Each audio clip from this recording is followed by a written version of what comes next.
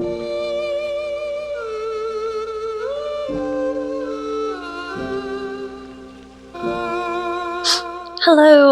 and welcome back to the second video of 2026. I hope you all liked the channel update that we did last week. Hi Artie, how you doing? We're not going to spend too much time on introductions today. This is our December reading wrap-up. Like I did say though, I have my laptop next to me with notes. And my goal is to give better descriptions of each book because I felt like in the past my reading recaps were long and I was talking a lot about how much I liked the books, but I didn't always give a good idea of what was going on in the books. So I thought to myself, take notes, and I did. However, I think I read like 16 books in December.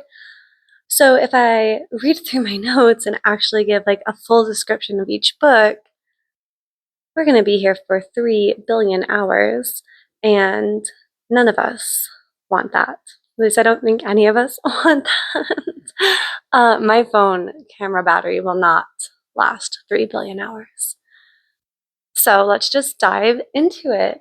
I'm going to start with actually one of the books I read later in December to get it out of the way, but not to get it out of the way. Let me move my tea that is propped on my books. And that is Lore Olympus Volume 9. Lore Olympus is a graphic novel. It is about the Greek pantheon, and oh my gosh, I fell in love with this series when I was in grad school, and the only time I had for reading was on webtoons, and I was so thrilled when Rachel started releasing them. I was so thrilled when Rachel started releasing them in physical form. So now whenever one is released, and we're getting near the end of the series in volume 9, I buy it and I reread those series of episodes.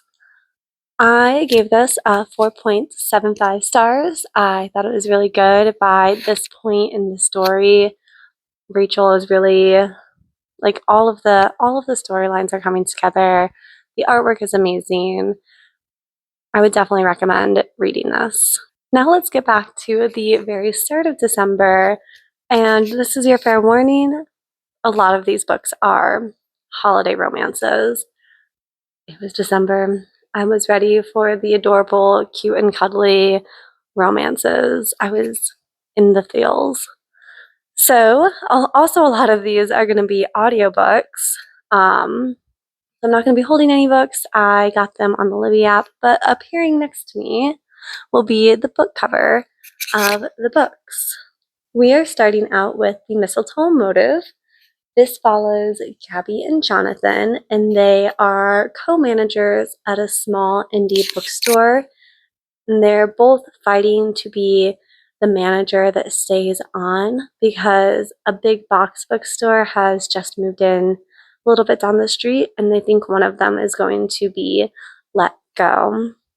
This was a super short and sweet enemies to lovers with a Christmas theme because that is the season that this takes place in, and I gave it 3 stars. It was your average Christmas romance. Super adorable. The next audiobook I listened to was The 8 Heartbreaks of Hanukkah. I think it was at the end of last year, I found Jean Metzler and her Hanukkah romance novels, and I ate them up. I had so much fun, not only learning about a holiday that I've never celebrated before, but seeing the representation of different people, because most of her main characters, at least one of them, will have a chronic illness that isn't widely talked about in pop culture or in books, and I felt like I learned a lot while also getting the cutesy holiday romance that I was looking for. So I was so excited that she had a new book come out this year that I could hop right into. And this one follows Evelyn and her ex-husband, David. This is a second chance romance.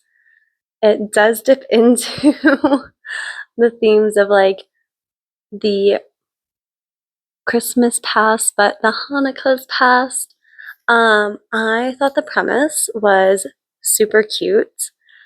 I did rate it 3 stars, which is kind of low for me, I feel like, for a Jean Metzler book. I just felt like, slight spoiler alert warning, and I fear this is why second chance romance are sometimes difficult for me, but like these characters broke up for a reason. And by the end, I was still not convinced that they were supposed to be together. I just was kind of rooting for David to maybe find love with someone else. However, there's like this little caveat, little asterisk, if you will. If I could give a star rating to an author's note, 5 stars. 5 stars, hands down. Jean's author note talks about some very heavy topics that are also discussed in this book. So, as a content warning, there is the topic of loss during pregnancy, I guess loss of a pregnancy, and fertility issues. And I thought how she worked it into the novel was very well done, but her author's note specifically, it just really spoke to me. I won't spoil anything else, and I promise I won't get too much more emotional about it, but if I could give an author's note or star rating, that would get 5 stars. Like, it almost bumped up the entire book higher because it was so heartfelt, and I felt like she was actually, to be clear, I have never been pregnant, nor have I suffered this type of loss, but I know people who have, and I felt like she was talking to me and talking about an issue that is really, really relevant and that not a lot of people talk about. And maybe it's because they're not comfortable talking about it or they don't know how to talk about it.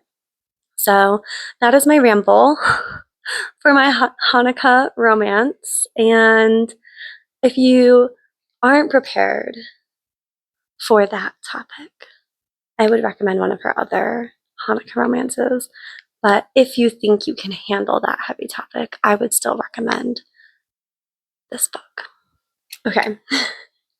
We can dry our tears now and not cry and move on to the next book that I listened to that was a lot more lighthearted. Like 180 went from very heavy topics that should be discussed while still being a holiday romance and still having funny moments to very lighthearted, which was good. I needed a cleanse after that, and my next book was 'Tis the Season for Revenge. This book is the perfect cross. Like, if you take Elle Woods and mash it up into a holiday, like Hallmark or Netflix. Netflix is getting really into the holiday romances. If you mash up those two things, that's what this book is. It's unhinged and hilarious and so spicy, like 4 or 5 chili peppers spicy, or flames, or however you want to rate spiciness of a book. We follow Abby. Abby is our female main character, and I'm not going to no. We follow Abby. She is our female main character, and we start on Halloween night, where she thinks she's going to get proposed to. Maybe not on Halloween night, but on Christmas. She thinks she's going to get a ring from her very long-term boyfriend. And instead, he dumps her. in a very just terrible, toxic way. We hate him. We hate the ex. And she calls her friends over. They drop what they're doing. They come over. They bring the drinks, and they concoct some of the craziest schemes for revenge that had me in tears, but tears of laughter and like good tears, which ultimates in her dating her ex-boyfriend's boss, and his name is Damien. Now, this is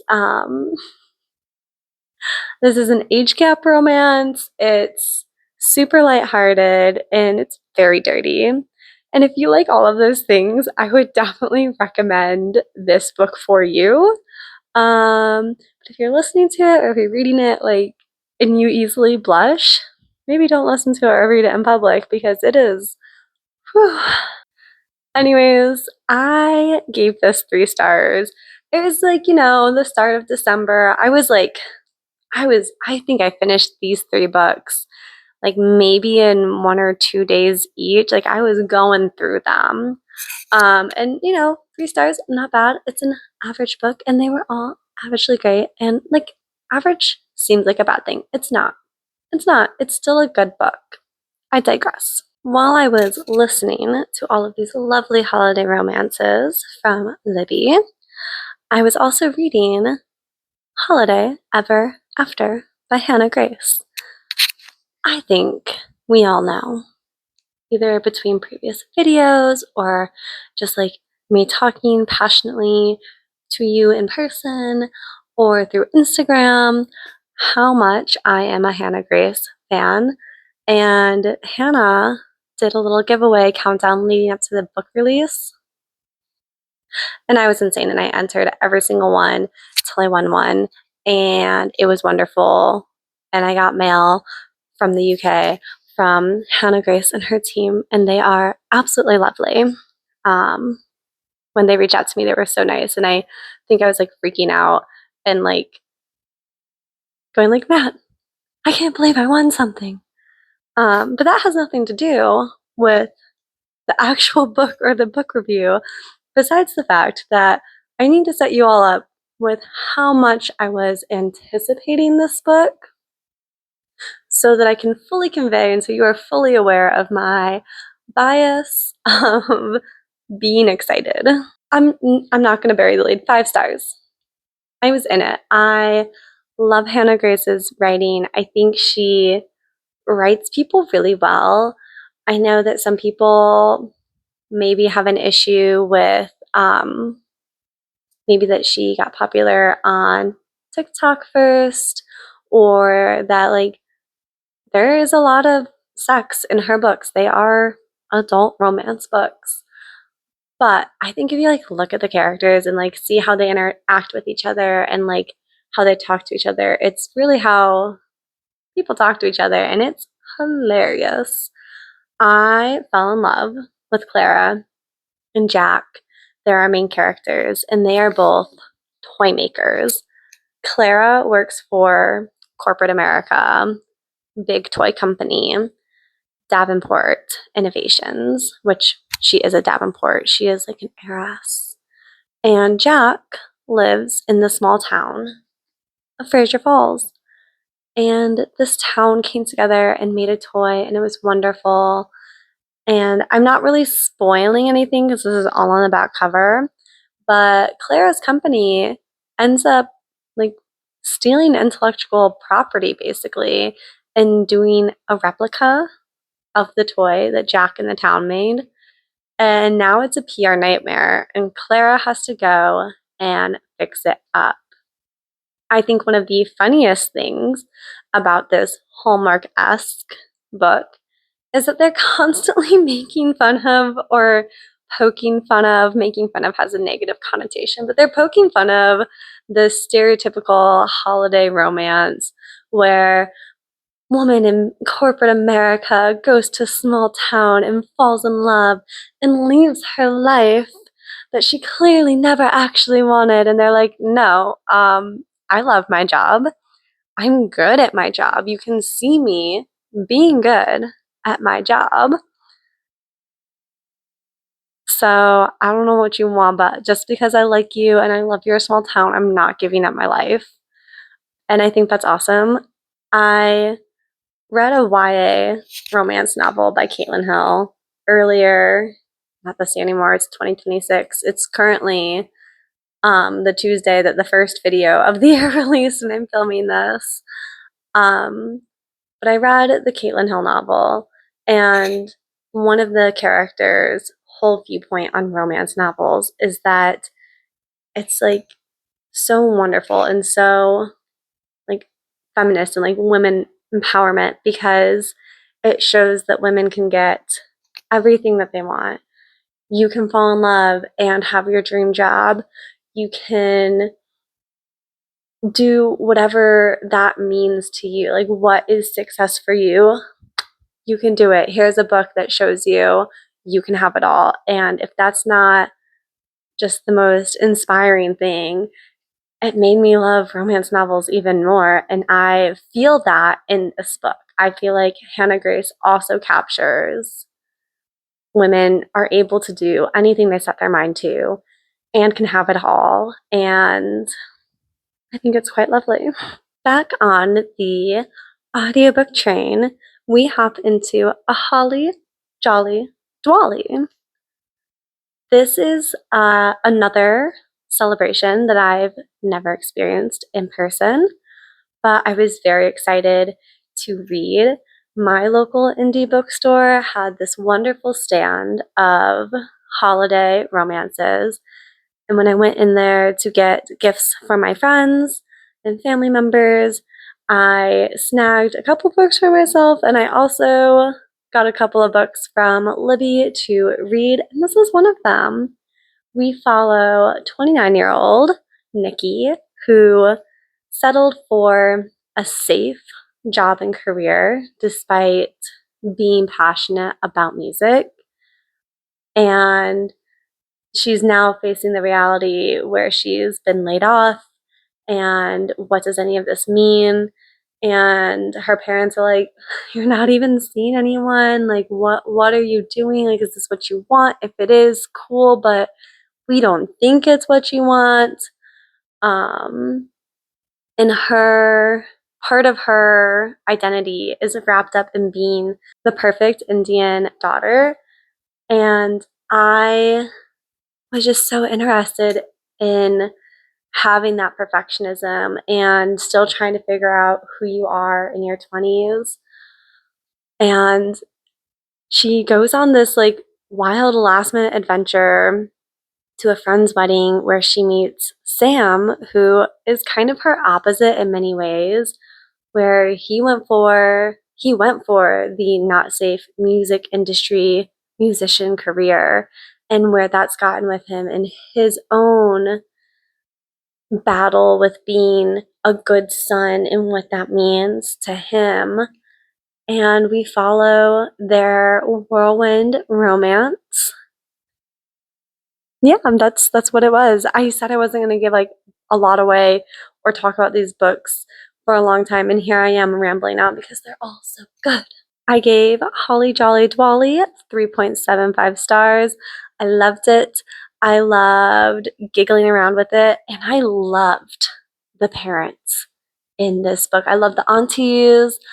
I just thought it was great, so would recommend. Now that we've had several good reviews and several good recommendations, we have our first DNF of December. I think this is my only DNF this month, but it was extra sad because I went and bought the physical book. So, as I've said before, it's always okay to DNF a book, whether you've bought it because someone recommended it to you, or you liked the cover, or whatever, or you're listening to it through the library, or you borrowed it from a friend. It's always okay to DNF a book, and I put my money where my mouth is by DNFing this book. This is the Advent romance book, and I 100% fell for the marketing. So much so that I didn't even look at reviews. Normally when I'm buying books, like if they're not already on my list because I know I like the author or a friend that I trust has recommended it to me, like I go and look at reviews and see like, should I actually do this? Hi, Artie. And I didn't with this one because it sounded so cute. Every chapter is a day of the month and it's sealed. And it's like a nice little advent calendar. You get to open up a chapter every day and just read one chapter. So I love the concept of this book. I especially love that it might make getting into reading easier for people who are just starting out reading again or reading as an adult, because it's just a couple of pages. And I even liked the idea, like the actual concept of the book. I liked that, which was a girl who's in college and has had like, I'm gonna say the wrong thing. Like heart replacement surgery? Her heart failed. I'm really struggling. You guys can probably tell that it is a Tuesday evening when we're filming this. And she's learning to like love the body that she's in now and that she can still like do hard tasks. But it just, first off, it was really hard to open up the chapters without tearing the pages. And the closer I got to DNFing it, the more I did not care. And second off, there would be, let me see if I can find, yeah, there would be like entire pages where it's just text conversation, but it's like a picture of text conversation. I've read books where texting happens in it, and the formatting normally does not take up an entire page. To me, that was just giving that this author or this publishing company, I don't know whose decision it was because it's not always the author's decision, wanted to hit a certain page number and maybe couldn't with what they had. And that is my feelings on that. Additionally, I don't know if it is the writing of the author or how it was translated, because I do believe this book was originally written in French and then was translated into English. But I personally did not enjoy the writing of the book. And after I made it to, what day did I make it to?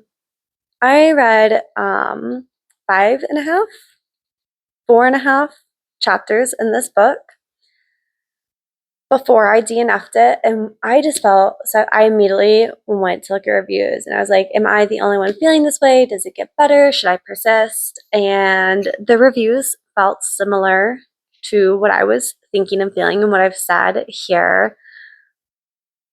And it's a real bummer. I really wish I would have read the reviews first before falling for the marketing. The marketing team, you deserve a raise because it got me. Also, it's kind of pretty, it's shiny, but it was not for me.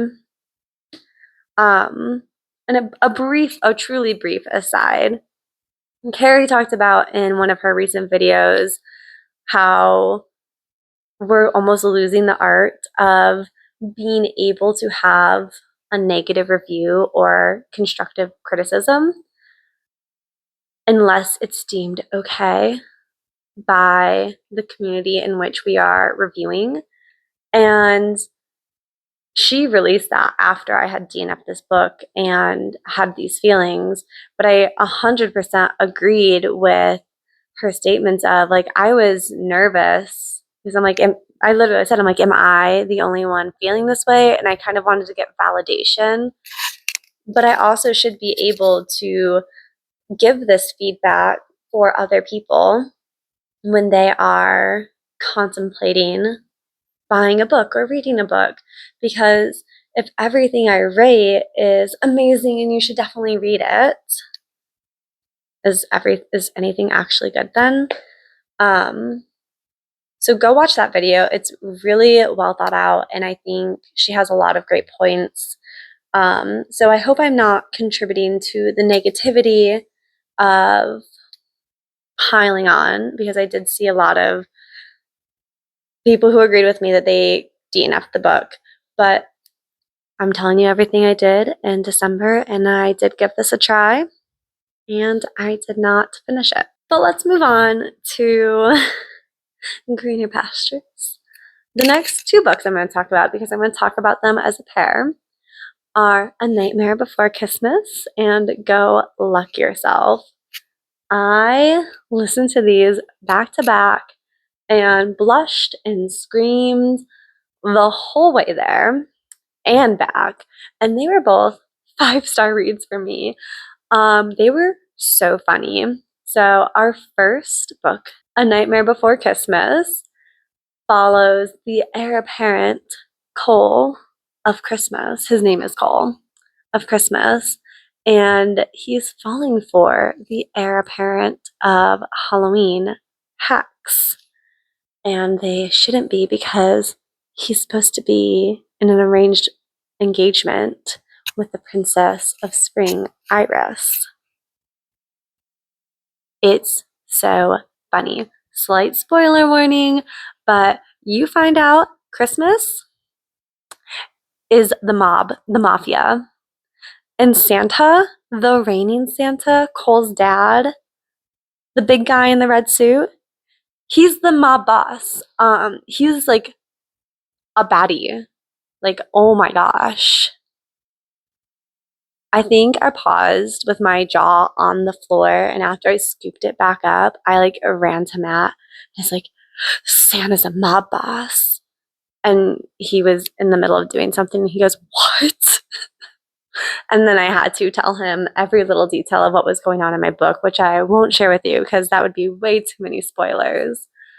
But we get to see this romance, and it was so funny and so good. It can get pretty spicy, so maybe like 3 chili peppers. I don't know.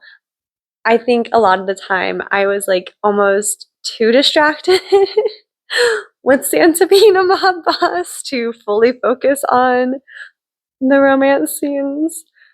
But it was great. It was wonderful. Now quickly talking about Go Luck Yourself, which is the sequel.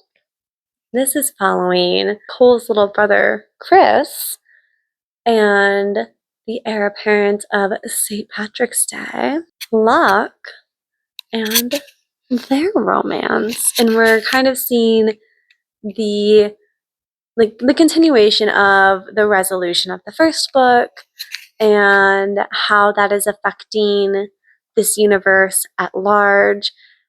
And I think one of the things that like really made me give this a 5-star, because I had a lot of like really good holiday reads. I did a great job picking books this month, or maybe the authors did a great job writing books. But I think what like really sold this as like a 5-star read for me is the magic system that we talk about and learn about was so good and so well developed. I truly feel like you could remove all of the holiday aspects and put it into like a fantasy setting, and it would work perfectly. And I think that if you have a great story, which I thought the story was great, you're introducing me to this magic system and this holiday romance, and it's so well thought out. It wasn't an after effect. I'm like, this is cool. I love how this works. Would read in a different font. Would read in a slightly different font in a like fantasy setting. So that like really sold it for me. I was like, this is well thought out and really well done. And everyone, please cross your fingers with me. I'm hoping that sometime this year we get a 3rd book following Iris and maybe her romantic life. I think we got little hints in Go Luck Yourself of what that might be. But I would be thrilled to get a 3rd book in this universe. All right, we are now going to come into, off of those 5-star reads, we're coming into a lower rated read for me in I'll Be Gone for Christmas. I'm not going to spend too much time on this because I'm really trying not to spend too much time on any books in particular, but being a book that I rated lower, I gave it 2.75 stars. And I guess a brief aside, for me, like 3 stars, like I said, is an average good book. I'm going to recommend it. 4 stars is something that I loved reading and loved being in the universe. And I'm going to be like, no, really? You should read this book. And 5 stars is a 5-star amazing read for me. So when we get into 2-star territory, I'm not going to be like, you should definitely read this. And I'll also disclose that, like, there are some things that I'm never going to face because of who I am. I'm a white woman. 3 of the 4 main characters in this book are all women of color. And I'm never going to face what a woman of color faces. Part of the reason that I read is to expand my horizons and learn and grow. With all of that being said, the reasons that I had some issues with this book is that I felt like things were overly stereotyped. And I'd also like to pause real quick and note that this is a debut novel for this author. I tried to be more understanding and more willing to have like wiggle room on a rating, or even if if it's a 2.75-star book for me, I would still go back to this author because writing a book is hard. And debut novels, I think, deserve a little bit more leniency because it's their first attempt. Everyone gets better the more they do something. So now I'm going to tell you why it was a lower star read for me. And I'm also going to tell you the positive things. Positive number 1, the representation and diversity through the roof in this book. That kind of goes hand in hand, though, with one of the stereotypes that I think were overly done, which was this takes place as a house or an apartment swap.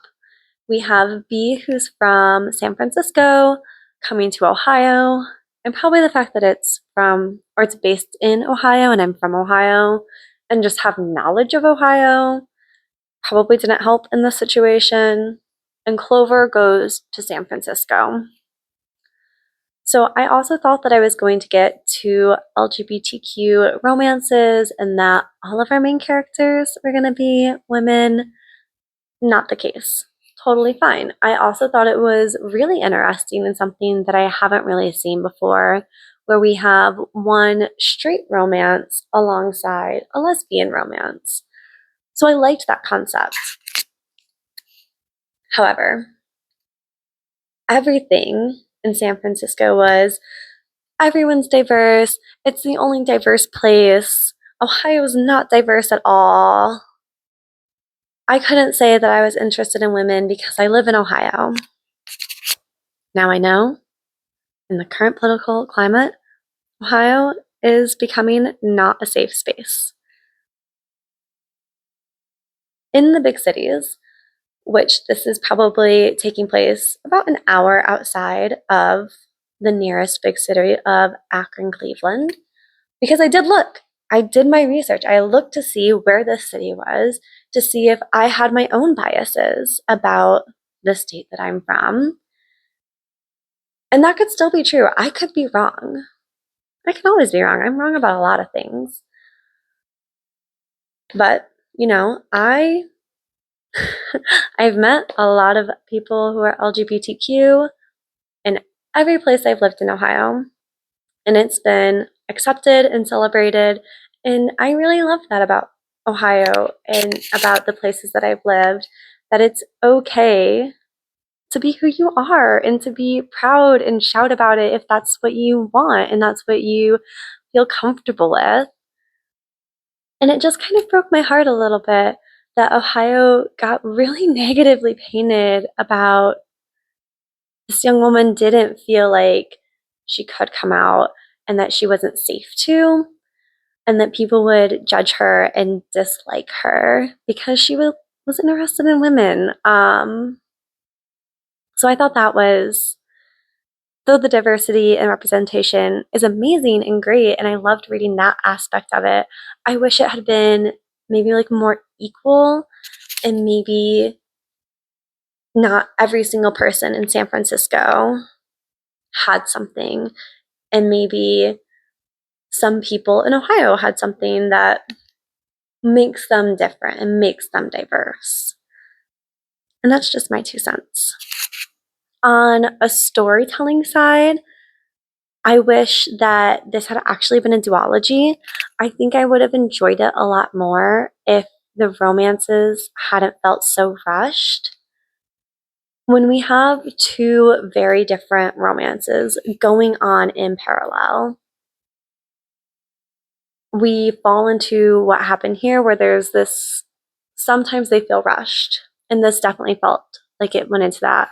Both romances tried to have plot twists and turns that we just didn't have time for, that if we would have broken this up into 2 books and had book 1 focus on one of the romances and book 2 focus on the other one, I think we would have had a lot more character development, the pacing would have been better, and maybe we would have seen some of the things that I wish we saw that weren't so stereotyped that we ended up seeing because it was so condensed. And just the final thing I want to say is that 3 of the main characters are all women of color, and that is something, like I said, that I'm never going to face as a white woman. So maybe I'm wrong, and maybe as a woman of color in Ohio, you don't feel comfortable talking about being interested in women. And if I'm wrong, I'm really sorry, and I would love to have that conversation with you. But those are my thoughts on this book, and I hope that we can have a conversation about this and all of the other books I'm talking about today, or tonight. It's evening. Now sit down, buckle up. We're going to talk about 3 books and a short story all in the same universe. And before we talk about that, I'm just going to give you a little bit of background. Okay, a little bit of background with Artie Cat. Oh, I'm sorry, I didn't mean. Yeah, I was rushed. A little bit of background with Artie Cat. So, as I've talked about, Matt and I went to Ireland and made some truly amazing friends this year. And on that trip, a group of us decided to read Holiday Romance by Catherine Walsh, who is an Irish author. So, I have really strong and fond memories of this book that might be influenced by the fact that I got to buddy read this book through the StoryGraph with several of my new wonderful friends, and that I had so recently been to a lot of the places that are talked about in this book. We are in Chicago, which I've visited multiple times, and visiting again this year to visit my friend Casey, who lives there. We're in London, where Matt and I were on our honeymoon earlier this year. Last year, I still haven't flipped over to 2026 being the current year yet. We are in Dublin and we are in Cork, both places that we visited on this amazing trip. Shout out to Atomic Trips. They are amazing. If you have a group trip that you want to plan, definitely go see them. Okay, now that we've gotten that background and disclosure out of the way, Holiday Romance follows Molly and Andrew, both originally from Ireland, both now living in Chicago, and their adventure to get back home for Christmas. Andrew is a part of the family Fitzpatrick, which this whole universe, all of these stories we're about to talk about, follow the Fitzpatrick family. Molly and Andrew meet when they're in undergrad, and we do get some flashback chapters and flashback scenes from their different years of traveling, and this is their 10th year of traveling home together for Christmas. Through various delays and flight cancellations and the chaos of traveling during one of the busiest and most chaotic travel times of the year, we get to see Andrew and Molly fall in love. It's definitely a he fell first book and a friends to lovers. And I just loved living with Molly as she slowly realized she has really strong feelings for Andrew, and them getting to spend their first Christmas together, because most of the time they were traveling for the holidays, but they weren't actually traveling on Christmas. So I gave this 5 stars. You've had your warning that maybe I loved it a little bit more because of all of my personal emotions tied to places in this book, but you should definitely read it. It's really well written and so good. In fact, that I was not even done with this book before I went to my local indie and bought the second book, Snowed In. Snowed In follows Andrew's little brother Christian and Megan, who is from their small village just outside of Cork. I believe it's just outside of Cork. Yeah, yeah. And again, they've met in the past because they grew up in the same village, and they both need to be home for Christmas. And they're both currently living in Dublin.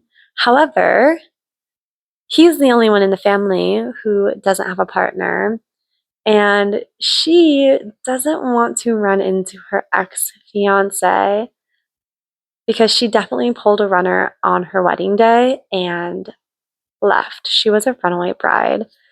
And people remember that kind of thing, and they talk. So they make a deal. They'll go home together for the holidays, and they will be dating. This is one of what became many fake dating tropes that I read at the end of last year.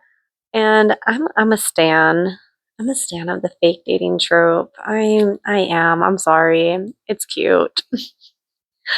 It's cute that people think that they can pretend to have feelings for each other and set an end date. And yeah, sure.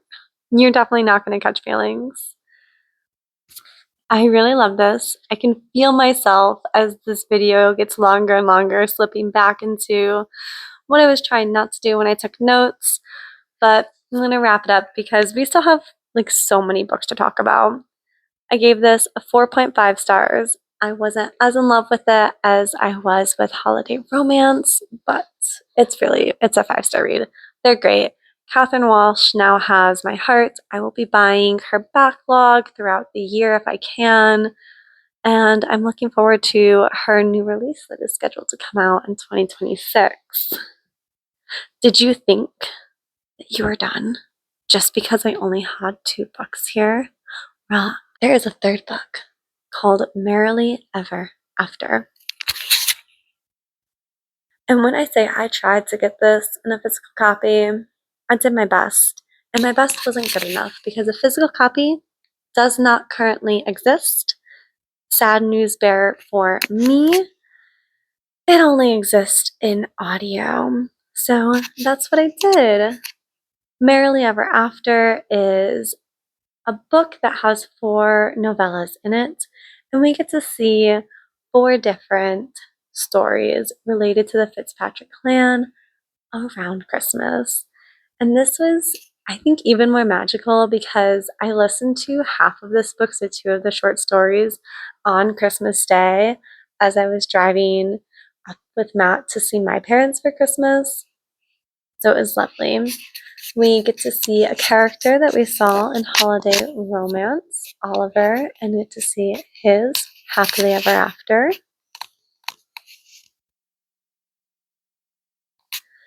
And we get to see Zoe, who is Molly's actually identical twin, who I love as a character. Molly is a single mom by choice, which, I don't want to spoil too much for holiday romance, but we're following her story about deciding to be a single mom and how she wants what's best for her child, but she doesn't want to change anything about herself, and she wants to set a good example and make sure he has a good Christmas. And I was so relieved that during her story, she realizes that she is enough, and her love story is between her and her son. It's not her finding a partner and falling in love with them, and that completes her. No, she completes herself, and her son completes her. And it made me really happy that we got to see that type of love story. The third novella follows Hannah, which is the youngest Fitzpatrick sibling and the only girl. And we get to follow her as she is trying to convince her serious girlfriend to choose the grad school in Ireland and that is near her, because she loves her home and she wants to stay here, but she will follow her girlfriend if her girlfriend decides to leave. And I will say, Hannah is probably my favorite character. Even in holiday romance in book one, I adored Hannah. And I think part of that is because she really reminds me of my friend Kirsten.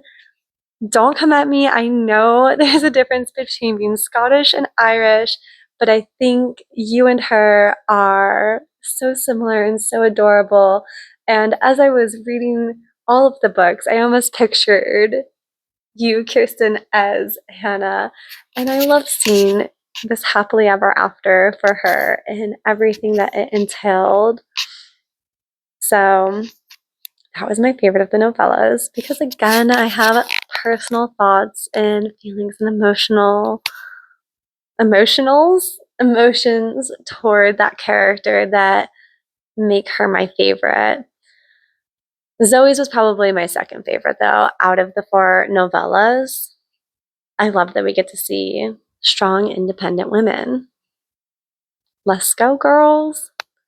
The fourth and final novella in Merrily Ever After is actually about Sean Fitzpatrick, who is the patriarch of the family. We go back in time and we get to see how he fell in love with his wife, who we meet in the first book and see in the second book, Colleen. But that's not all. Oh no, because there was a short story that I read in this universe because I could not get enough. Thank you, Catherine Walsh, for feeding me during the holidays. The short story is A Mistletoe Kiss. I gave this 4 stars. Did I say what I gave Merrily Ever After? 5 stars. It was a 5-star book for me. It was so cute. I loved it. But A Mistletoe Kiss was 4 stars. This is a short story that takes place between these 2 books where the whole family comes to Chicago for Christmas. And I won't say anything more than that because it is, I think, 16 pages long. It's only in digital format. So if I say anything else, I'm going to spoil everything. But if you like this crazy family, you should definitely read the short story as well because it's adorable and we get to see all of our favorites again. It is at this point in my December where Christmas was just over. I've read so many holiday romances, and I had so many more that I wanted to finish reading that I was looking forward to reading, but I needed a breather. And that breather and blessing came in the form of Allie Hazelwood. She released 2 audio-only books in 2025, and I thought I didn't have access to either of them because I thought they both were Spotify only, and I am working on giving up Spotify. So I didn't think I had access to them, and I was just searching through my Libby app trying to find a short book that I could get in that could shake things up for me so I could get back to my holiday romances. And I found Bound by Ali Hazelwood, which is not a holiday romance. And I screamed a little bit, like a little happy shriek of joy. And Matt was like, "What's wrong?" And I was like, "Ali Hazelwood, my Lord and Savior, Ali Hazelwood has come through in this time of need and has gifted me this dark academia audiobook. It's so good." My bias towards Ali Hazelwood is strong. This was a 5-star read for me. We follow Vero and Victor in an art historian, art crime, fraud, adventure, and he may or may not be a vampire. Though he does not acknowledge the term vampire as what he is, but he's a vampire. Let's be so real. He's a vampire. It's really good. It's spicy, like in any vampire novel. It's definitely age gap. He's like thousands of years older than her, and she's in her, I think, late 20s. Thank God she's in her late 20s at least. Am I right? But as we follow them on this project to lure out this really bad, for lack of a better term, vampire, because I forget what he calls himself at this point in time, and it is not in my notes, to create a counterfeit to draw out this bad vampire, they of course fall in love. Our next romance is another audiobook. We're back to holiday romances. It's the holiday swap, and I was a little bit nervous because we had another case of 4 main characters and 2 love stories going on at the same time. I was rightfully nervous, but I gave this a 3 stars. I thought the pacing was really well done for both of our love stories. We have Cassie. No, it's just Cass. We have Cass and Charlie, and they are identical twin sisters, and they're both professional bakers. When an accident happens, they need to switch jobs. They're both bakers, but one is like a TV show host baker, and one is in their hometown, like their family-owned bakery. They need to switch roles and hopefully sort out the chaotic messes they've gotten themselves in by switching roles secretly. Their counterparts, their male interest, I did not write down their names. Come on, Past Mackenzie. This is why we take notes. My notes do tell me that I enjoyed it, and I do remember enjoying it. And I agree with my note that I thought that the epilogue stayed true to what each of the characters would want their happy ending to be.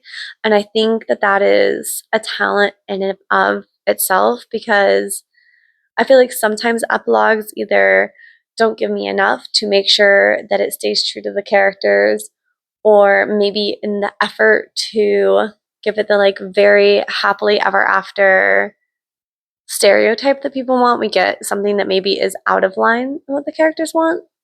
And I will say also that I haven't read too many novels like that. I'm just going to stop talking. I thought this had a very good epilogue that stayed true to our characters' wants and wishes. 3 stars. Our next audiobook is Kiss Her Once for Me. This was a 3-star read. This was another book where I fell super hard for a lot of our side characters. I think my personal favorite characters in this audiobook, in this book, were the 2 grandmas. I loved both of them. I am shocked that at one point they didn't just like look at the mess of this love trapezoid and be like, you're all dating the wrong people. So in Kiss Her Once for Me, we have our main character, Ellie, and we follow as she's trying to get over this woman that she met once who is named Jack. She met her once last Christmas and it was magical and she fell hard and fast. And we don't know what happened at first that made things fall apart, but we know that something happened that made things fall apart. And we see Ellie a year later as Christmas approaches. She doesn't have a great relationship with her mom or her dad, to be completely honest, and she's not where she wants to be in life. In comes Andrew, who is like, hey, I need a fake girlfriend. Scratch that. I need a fake wife. And he knows that she could use the money. She needs the money to get to a point in life where she feels stronger and more confident and able to do the things that she wants to do. We talked about Webtoon earlier, and Ellie is basically like a Webtoon artist on the side. She used to be an animator, and that fell through, and she wasn't sure why. And she's now a barista doing the webcomic on the side. And she's really just trying to figure out her life. Now, she's bi, so she's attracted to Andrew, but also like not super attracted to him. And I believe, if I remember correctly, she's demi, so she needs like a strong connection with someone before she wants to be sexually romantic with an individual. They come up with this plan. They're gonna be fake engaged for Christmas and then get real legally married and be married for a year. And then at the end of the year, she will get 10% of his inheritance. I think it's 10%. What could go wrong? Well, like I said, this is a love trapezoid. And Jack turns out, I don't think this is a spoiler. I think this is quite literally on the back of the book. If it is a spoiler, I'm sorry. Jack is Andrew's sister. And Dylan, who is Jack's longtime friend, is who Andrew actually loves. So I think the grandmas know all this, and I think the grandmas and I are on the same page of, you're all dating the wrong person. Just change who you're dating. Everyone would be happy, but we have to follow their chaos and their adventures. And I really liked it. If I didn't say it already, I gave this a 3 stars. I thought this was really cute. It played into one of my favorite tropes of fake dating, and I was having a great time. It was a really good romance. We continue on the fake dating trend with my next audiobook, which is Faking Christmas.